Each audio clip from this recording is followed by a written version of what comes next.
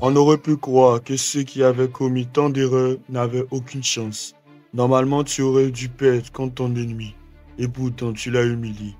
L'échec est la mère du succès, dit-on.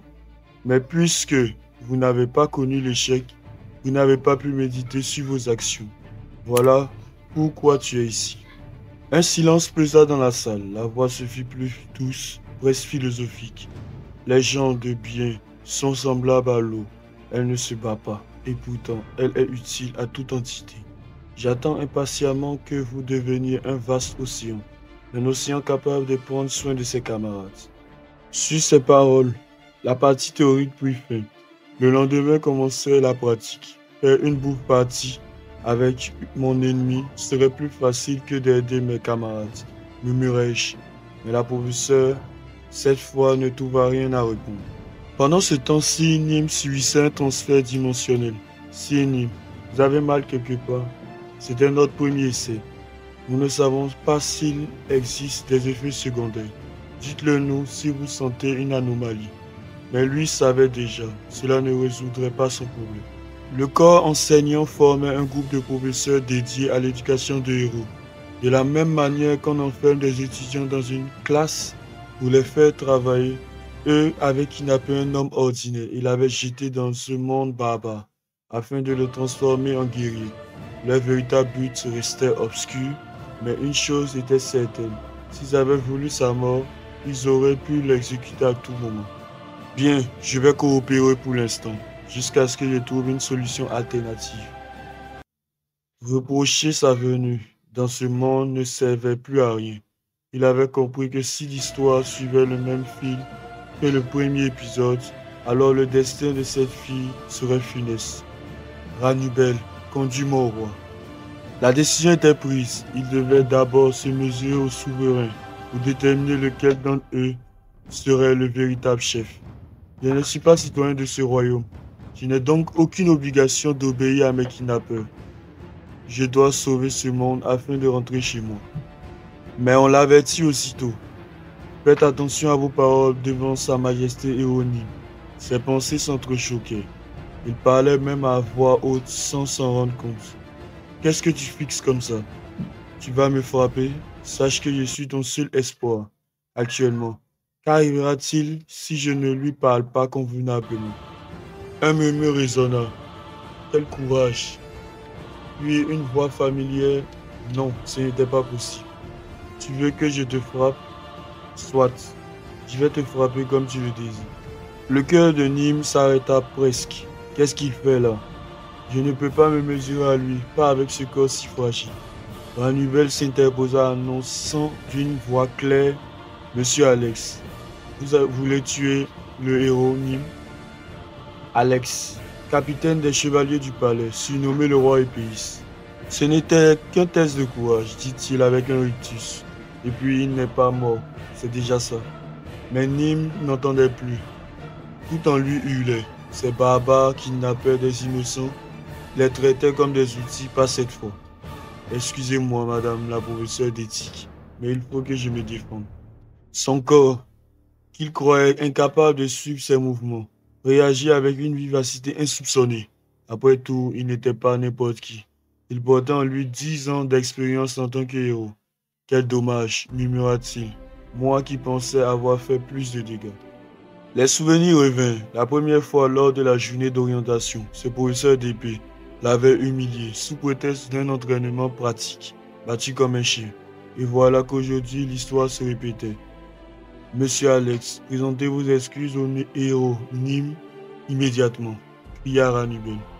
Alex ricana. Très bien, héros. Si tu gagnes contre moi, je m'agenouillerai devant toi et je m'excuserai. Mais Nîmes connaissait la vérité. Cet homme ne s'excuserait jamais. Même au seuil de la mort, il en était incapable. Jurez sur vos couilles. Assez. Un éclair de lucidité et cette pensée étanche, retournée au début. Était-ce vraiment si mauvais? Il avait perdu ses pouvoirs, certes, mais cela ne signifiait pas qu'il était devenu faible. Non, il sentait que sa force, différente, n'avait pas disparu. Au loin, une voix annonça. Votre Majesté le héros demande audience. Nîmes se redressa, brusquement. Non, je n'ai jamais demandé une telle chose, et pourtant, le destin l'y poussait. Je me tenais devant ce salaud de roi. De près, il ressemblait moins à un monarque qu'à un ravioli chinois. Autrefois, ses exploits lui donnaient l'air d'un guerrier. Aujourd'hui, ce n'était plus qu'un simple ravioli couronné. Il y avait des visages irritants un peu partout dans la salle du tour. Héronyme, vous êtes en présence du roi, déclara un chevalier. Est-ce parce que je connaissais le futur? Peut-être. Mais désormais, je n'avais plus besoin des grâces du roi Ravioli. Lui qui serait bientôt tué n'était qu'un obstacle sur ma route. Je me rappelais alors les paroles de la professeure. Mais, bien sûr, le thème du jour, c'était la modestie. Très bien, je deviendrai un océan et je vous noierai tous. Je me redressai et déclarai d'un ton irréprochable, je suis Kanganso. Je vous remercie pour votre hospitalité, votre majesté. Un murmure parcourut l'assemblée. Ses manières sont impeccables. Je m'attendais à un barbare ignorant, mais son étiquette est bien meilleure que celle de mon fils. Le roi était ravi et félicita Ranubel pour son travail. Elle, tout honorée, s'inclina avec fierté. Puis il me demanda, Héros, peux-tu visualiser tes attributs? Je hochai la tête. Les choses se passaient exactement comme dans le premier épisode. Un écran invisible apparut devant mes yeux. Race, humain supérieur, niveau 1. Métier, héros, 500% d'expérience. Compétences, interprétation, rang A. Courage, rang F, assassinat, rang F. État normal. Je compris aussitôt, répéter une action plusieurs fois la transforme en compétence. Et en la maîtrisant, son rang augmente, tout comme sa puissance. L'interprétation de rang A m'avait été donnée dès le début, mais cette fois, quelque chose avait changé. Le courage est de rang F et l'assassinat est de rang F. Un héritage du test de courage mené par ce chien d'Alex, le roi épéiste.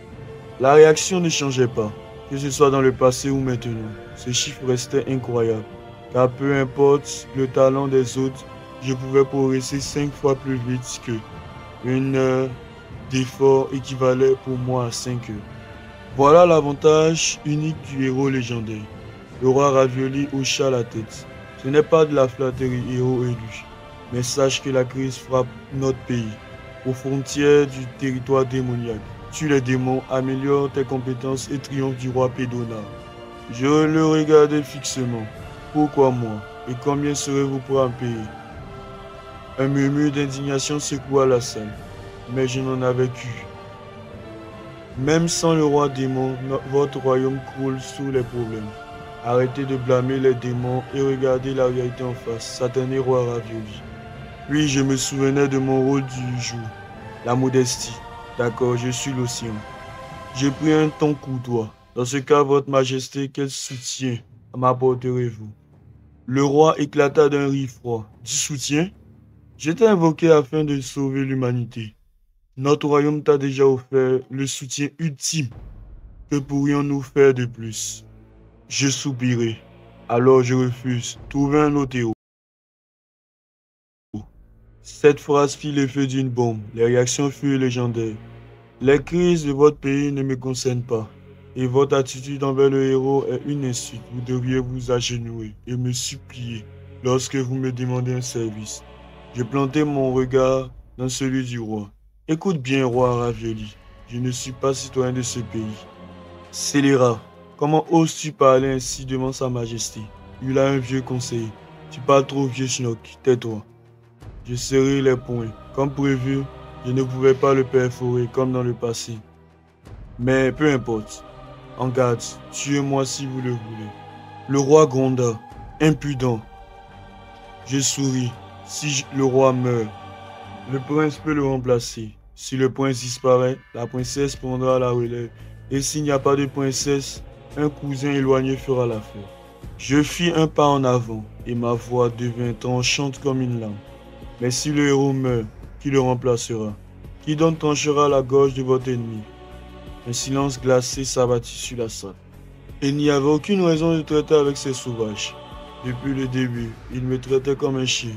Comparé à eux, même le roi démon paraissait plus honnête. Lui au moins ne m'avait jamais laissé pas repartir les mains vides. À chaque fois que je battais un de ses subordonnés, il s'occupait de ma récompense. Parfois même c'était tout. Comment ai-je pu me tromper à ce point, au point de choisir de devenir un héros? Peu importe, mais s'il y avait eu un infime risque que je meure, je savais qu'il n'avait pas le courage de me tuer. Bien sûr, si je mourais ici, rien ne garantissait que je ressusciterais. Mais peu importe. Je fixai le trône. Votre Majesté, avez-vous quelque chose à dire? Le roi répondit d'une voix grave. Héros, je t'ai invoqué dans le but de protéger ce pays. J'ai fait toutes les démarches, puis j'ai demandé à Ranubel de t'amener dans ce monde. Je haussai les épaules. Et donc, tu es la propriété de ce royaume. Je ne pus m'empêcher de rire. Le propriétaire d'un poisson est le pêcheur qui l'a attrapé. Mais moi, je suis un héros, pas un poisson. Votre prétendue propriété me fait bien rire. Je levai la voix pour que toute l'assemblée entende. Annoncez-le donc au monde entier, et voyons ce qu'il adviendra de votre royaume. Le roi ainsi que tous les nobles présents furent stupéfaits par mon audace. Mais ma décision était prise. J'irai dans le pays qui saurait me traiter correctement, peu importait ce qui arriverait ensuite. Lorsque le monde apprendra comment vous avez traité l'espoir de l'humanité, le sort de ce royaume sera scellé. Et cela inclut chacun de vous qui avez soutenu ce roi fou. Le silence fut écrasant. Le roi, lassé de mes protestations, finit par céder. Alors dis-moi, quel soutien souhaites-tu? Je souris. De la nourriture, un logement, des vêtements, de l'équipement et des potions de première qualité. Une carte militaire, l'immunité diplomatique et un service de champ. Le roi fronça les sourcils. Un service de champ? Je hochai la tête, imperturbable. Et enfin, une dernière requête. Il sera les dons. Quelle dernière requête? C'est simple, de l'argent, beaucoup d'argent. Show me the money. La salle entière explosa d'indignation, mais moi je jubilais intérieurement. Un RPG déjà terminé est voué à l'ennui. Autant utiliser les codes de triche et marcher sur un chemin fleuri. Je vis la professeure secouer la tête. Je ne m'attendais pas à ce que vous causiez tant de soucis au roi. Il y a un dicton qui dit un cochon blessé ne cessera jamais de grogner. Le roi, en vous apportant un soutien financier, ne cessera jamais de vous solliciter. L'avidité finira par pourrir votre âme. Je ricanai. N'est-ce pas un peu trop dur? Elle soupira. Un mauvais arrangement vaut mieux qu'un bon procès. Par conséquent, même si vous pouvez gagner, il vous faut parfois accepter une perte. Je plissai les yeux. Si j'avais eu assez de temps, je serais intervenu depuis l'extérieur. Mais l'afflux d'étudiants me tenait occupé. Un mot sonna dans mon esprit. Étudiant? La professeure me fixa. Le propriétaire du moulin pense que le blé ne pousse que pour lui. Étudiant Kang Hang-so, vous n'êtes pas le seul candidat. Plusieurs étudiants ont déjà obtenu leur diplôme. Les héros devenus sains et saufs sur terre vivent heureux en aidant les autres. Faites plus d'efforts. Je restais figé. Je ne suis pas le seul héros invoqué.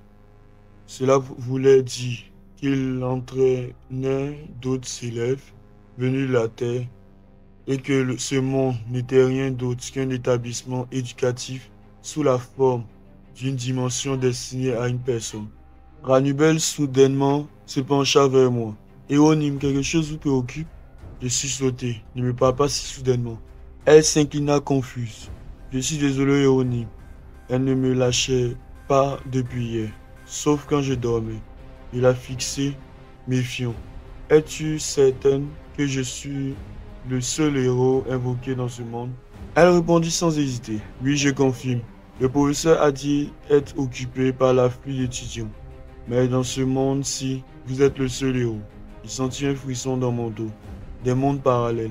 Se pourrait-il qu'il y ait autant de mondes identiques à celui-ci qu'il y a d'étudiants? Comme un RPG hors ligne auquel chacun joue en solo.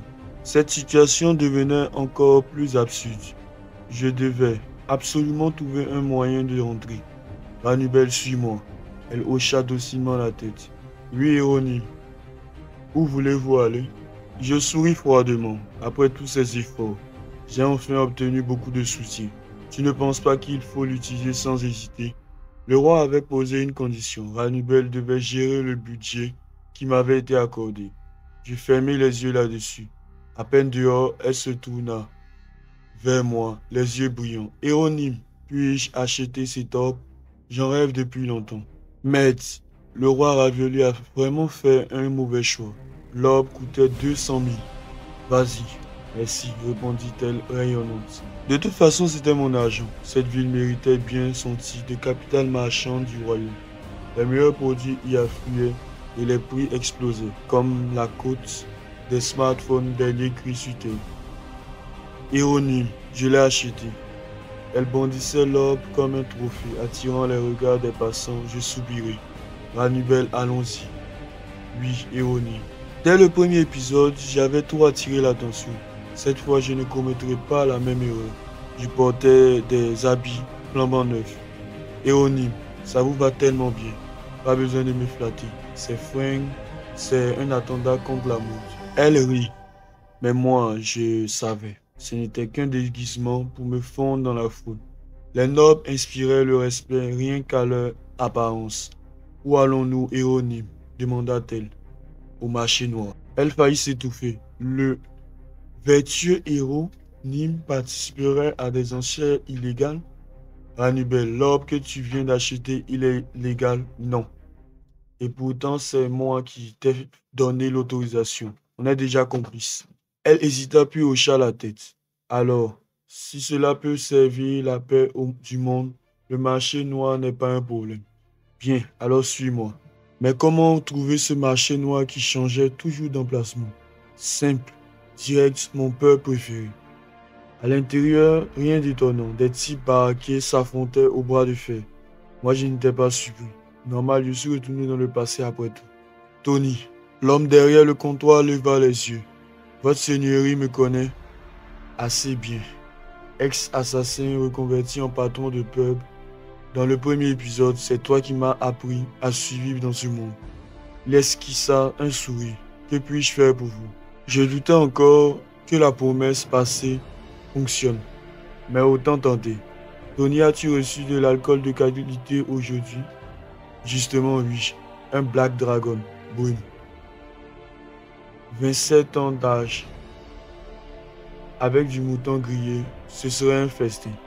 Parfait, Black Dragon. L'indice était clair. C'était l'emplacement du marché noir. Je lançai comme par hasard. Et les moutons sont-ils de bonne qualité? Je vous le garantis. Du mouton grillé, interdit dans le royaume, mais produit par du marché noir. Très bien, une commande pour deux. Rannibal me fixait, perdu, mais je n'avais pas le temps de lui expliquer. Alors que nous sortions, un voleur surgit, arrachant la bourse et l'orbe accroché à la ceinture de Rannibal. L'orbe chuta, mais j'avais anticipé ce coup. Je la rattrapai et la lançai comme une arme. Elle frappa le voleur entre la 4e et la 5e lombaire. Il hurla paralysé. Rannibal, comme d'habitude, se mit à pleurer. Moi satisfait, je me dis, parfait, là où ça fait mal. Je me penchai vers l'idiot au sol. Ton quotidien sera un enfer, avec les jambes engourdies. Mais je dois reconnaître ta détermination. Il tenta malgré tout de se relever. Pathétique. Niveau 8. Médiocre. Rends la bourse. Et je te laisse filer, proposai-je. Ne me sous-estime pas. Erreur. Je profitais de son élan pour l'achever. Une frappe précise entre la 6e et la 7e cervicale. Encore une fois, là où ça fait mal. Les gars débarquèrent, embarquant le voleur. Il a expliqué la situation, mais l'un d'entre eux me souffla. Votre identité de héros doit rester secrète. Ça m'arrangeait. Moins de tracas sur la route. Vous semblez habitué à tuer. Fit remarquer Rannibal. Les gens ne devraient pas traiter les autres de meurtriers. Je suis désolé. Je haussai les épaules. 10 ans de combat avaient fait de moi ce que je suis. Rannibal, tu sais quel est le niveau moyen d'un adulte? Niveau 3. Exact. Un fermier armé grimpe à 5, mais ce voleur était déjà niveau 8.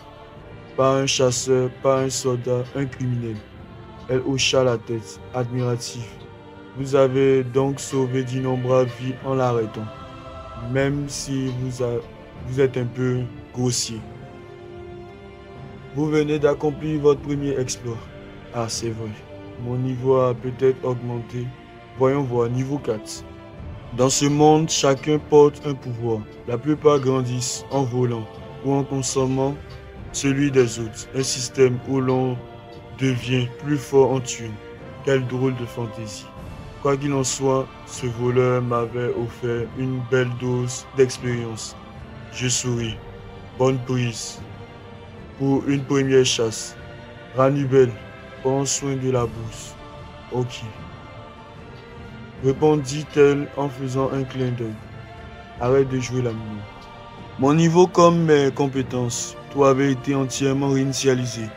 Le marché noir, cette organisation tapie dans l'ombre du continent tout entier, n'était pas un adversaire à prendre à la légère. Leur obsession pour la sécurité en frôlait la maladie. Même au premier épisode, je n'avais jamais pu en percer les secrets. Mais le mot de passe fonctionnait encore. C'est ici, annonça l'homme en s'arrêtant devant une bâtisse. Hannibal fonça les sourcils. On dirait la maison d'un général. Chut, regarde. Un cercle de transfert spatial s'étendait sous nos pieds. Les matériaux utilisés valaient une fortune. Même leurs employés étaient minutieux. Je pensais que le marché noir était caché dans la capitale, murmura-t-elle. Je levai les yeux au ciel. Ne sois pas surprise de tout, et n'importe quoi, comme une paysanne. Héronyme, vous êtes vraiment étrange. Un regard nous présenta des masques. Cher client, je vous prie de porter ceci.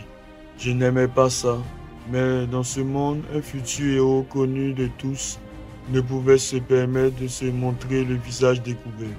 Je pris le masque, l'ajustai et hochai la tête. Le cercle s'activa, une obscurité avala nos corps. Ranubel tendit la main pour allumer une lumière. N'y pense même pas, soufflai-je. Tu veux provoquer les gardes qui nous observent en silence. Nous descendions toujours plus profondément. Je connaissais cet endroit, enfoui sous une forêt à l'ouest de la capitale.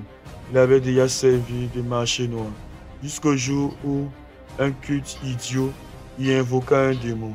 J'étais revenu sur un terrain familier. Une voix solennelle nous accueillit. C'est un honneur de vous recevoir. Et les enchères, demandai-je. Elles débuteront très bientôt. Laissez-moi vous guider à vos places réservées. Vous trouverez devant vous une cloche. Frappez-la légèrement pour en chérir. Les paiements se font uniquement en pièces ou bijoux à l'avance. Mademoiselle, la supplément. Avez-vous compris? Je ne suis pas un simple supplément. Je suis rat. Pamela, grognai-je. L'archéologue Ranubel, la beauté célèbre à travers la moitié du continent, et elle ose presque révéler son nom ici. Elle veut finir enterrée vivante ou quoi. Je la tirai par le bas, ne cause aucun problème. Les cercles d'explosion qui tapissent ce lieu ne sont pas décoratifs. La salle s'illumina, les enchères commencèrent. La première marchandise est un guerrier vétéran. Après avoir combattu les démons, il s'est livré de lui-même en tant qu'esclave pour payer ses dettes. J'ai plissé les yeux. Guerrier vétéran, mon œil, leur histoire ne tient pas debout. Mais certains nobles assez fous et surtout assez riches semblaient intéressés. Hannibal se pencha vers moi. Héronyme, vous allez l'acheter pour en faire un camarade, n'est-ce pas? Parfois je me demande ce qui tourne mal dans sa tête. Je soupirai. Pas la peine d'ouvrir ta bouche si tôt. Ce n'est pas avec ça qu'on s'amuse. Voilà la deuxième marchandise. Une jeune noble capturée par les démons. Hannibal entrouvrit les lèvres, prête à réagir. Héronyme, cette femme, ce n'est pas notre boulot de sauver les nobles. Pamela. Je me souvenais trop bien. Au premier épisode, j'avais tenté de sauver une esclave. Résultat, elle détestait les humains et j'avais commis une erreur monumentale. Pas question de recommencer. Puis vint la véritable trouvaille. Un homme maigre, le regard vide, avançait difficilement. Mais moi, je voyais au-delà de son apparence. Ancien mercenaire du royaume du Nord, son état vient d'un long refus de s'alimenter, expliqua le présentateur. Une fois remis sur pied, il sera très utile. Je souris sous mon masque. Exactement ce que je cherchais. Rannibal enchéri. Ah oui, 3, 2, 1. Vendu au client au mas de l'eau. Je récupérais la clé et le contrat satisfait. Niveau 286, murmurai-je. Un excellent investissement. Les nobles frémissaient de désir. Moi, je regardais ailleurs. Éonyme, cette elfe est étanche, dit Rannibal. Enfin, tu l'as remarqué, son niveau est de 851. Rannibal écarquilla les yeux. 851? Exact. Elle pourrait tenir tête à la bête du roi démon. Je sentais déjà mon intérêt grimper. Peu importait son état actuel, une telle puissance valait toutes les fortunes. Une enchère pour le client au mas de l'eau, déclara l'orateur. J'étais prêt à enchérir quand soudain, un grondement, l'entrée s'effondra. Le sol vibra, des pierres chutaient. Ce n'est pas naturel, la chaise. Où sont les gardes? Des silhouettes de pierres surgirent du sol, des élémentaires de terre. Les elfes, compris-je aussitôt, seuls eux peuvent les contrôler. Des cris retentirent, bloquez-les, appelez plus de gardes. Les elfes bondirent, armes en main. Grâce à ce stupide noble qui a attiré l'attention, nous avons trouvé l'endroit.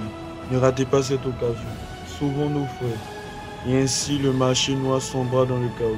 Sous les voûtes assombries du marché noir, l'atmosphère s'était changée en un tumulte sanglant. Les elfes venaient d'envahir la salle, leurs flèches et leurs pouvoirs élémentaires frappant de toutes parts.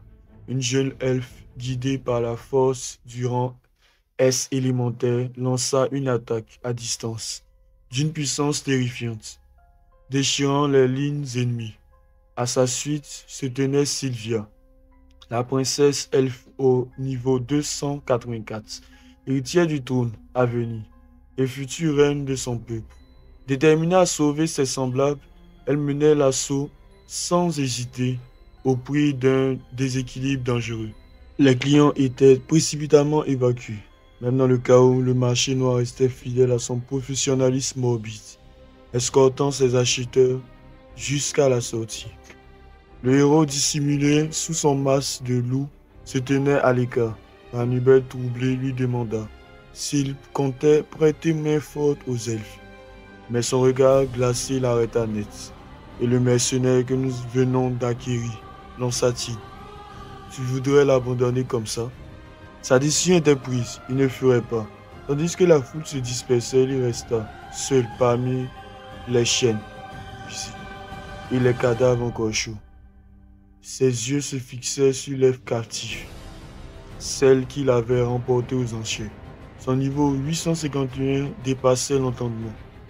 Même affaiblie par une malédiction démoniaque et des anesthésiens, elle incarnait une force inégalée. Un autre sentant l'enjeu confirma. Cette elfe est votre propriété, cher client. Sa vie est en vous. Le héros comprit aussitôt. Elle était la clé de l'invasion. Les elfes s'étaient introduits pour elle. Sylvia, au milieu des flammes et de la poussière, se battait avec ardeur. Mais le drame s'accomplit. L'un des assaillants, voyant ses compagnons tomber, prit une autre elfe en otage. Le dilemme frappa Sylvia en plein cœur. Coupable d'avoir mis son peuple en péril, elle céda. Elle se rendit brisée. C'est ainsi qu'elle fut vendue, réduite à l'état d'esclave. Un destin indigne de la future reine des elfes. Le héros, observant son regard empreint de résignation, s'approcha d'elle. Sylvia, je ne veux pas que tu sois réduite à la misère des chaînes. Je veux que tu sois heureuse, pas une seconde de plus comme esclave. Elle leva vers lui ses yeux tremblants. Merci, maître. À ces mots, son cœur vacilla, mais il n'eut pas le temps de s'y attarder, car un garde colossal, un monstre au niveau 852 surgit du tumulte. Le combat fut bref, écrasé par la puissance de la malédiction qui l'affaiblissait. En l'abattant, le héros sentit la mécanique cruelle du système s'activer. Son statut s'éleva brusquement, du sang sur les mains, mais un pouvoir accru. Niveau 165, murmura-t-il en regardant ses poings. Ce système est complètement abusé. Et dans l'ombre des ruines, avec Sylvia désormais sous sa protection, il savait que ce n'était que le commencement.